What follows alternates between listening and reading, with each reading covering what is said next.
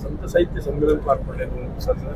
काय मागण्या आहेत वारकरी संप्रदायाच्या आणि कशा पद्धतीने सरकार ते पुढे घेऊन जातं? संत साहित्य परिषदेचं हे 13वं संत साहित्य संमेलन आहे.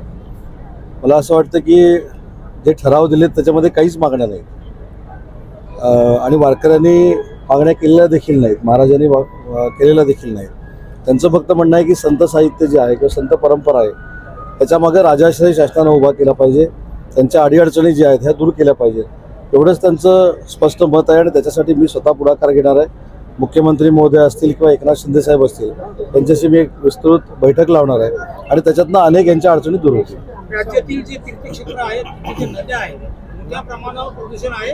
इंद्रायणी सारख्या नदीचं पाणी पिऊ नये असं प्रशासनाला आवाहन करावं लागलं, इतकं प्रदूषण आहे. आपल्याला त्याच्यात देखील एक माहिती सांगतो की इंद्रायणी आणि पवना नदींचं जे अशुद्धकरण जे झालेलं आहे त्याच्यासाठी राज्याचे मुख्यमंत्री एकनाथ शिंदे साहेब असताना त्यांनी एक ऑर्डर पास केलेली आहे की इंद्रायणी आणि पवना या नद्या साफ झाल्या पाहिजेत, स्वच्छ झाल्या पाहिजेत.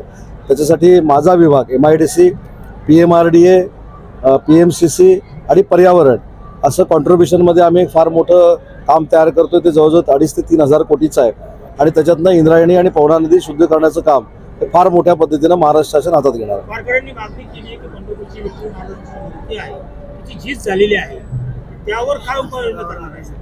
मला असं वाटतं की याच्यावर मी माहिती न घेता बोलणं हे योग्य ठरणार नाही, कारण तो संवेदनशील विषय आहे. मी सगळ्या इथल्या माझ्या ज्येष्ठ सहकाऱ्यांशी चर्चा करून याच्यावर वक्तव्य करणं हे योग्य राहील.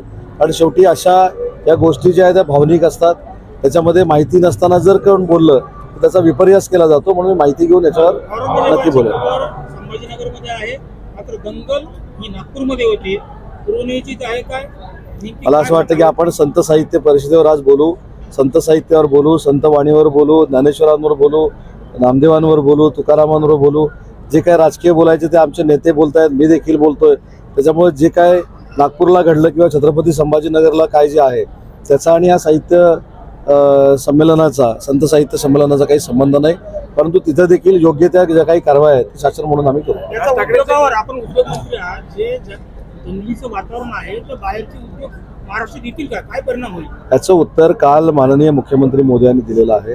एखादा घटक एखादा एरियामध्ये दंगल भडकवण्याचा प्रयत्न करतो, त्याचा कुठेही परिणाम झालेला नाही. ते जे समाजकंटक होते त्यांच्यावर देखील कारवाई करण्याची भूमिका शासनाने घेतलेली आहे.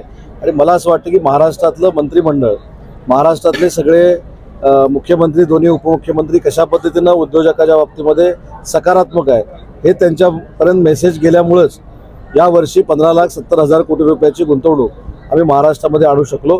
परंतु समाजकंटक अशा पद्धतीनं जाती धर्माधर्मामध्ये तेढ निर्माण करणार असतील तर त्यांच्यावर योग्य ती कारवाई केली जाईल. राज ठाकरेंचे सगळ्या आमदारांवर टीका करताना म्हणतात की एक खोक्या पैसे काय घेऊन बसतात, सगळे बसलेले जे आहेत आमदार ते सगळे खोकी घेऊन बसले. मी ते ऐकलं नाही.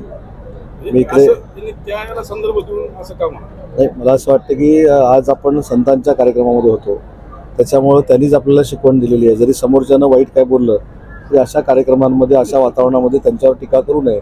त्याच्यामुळे संतांच्या कार्यक्रमाला आलेल्या असल्यामुळं मी त्याच्यावर काही बोलत नाही. परंतु राजकीय म्हणून ते उद्या मला प्रश्न विचारतील तेव्हा मी त्याचं उत्तर देईन. तुकाराम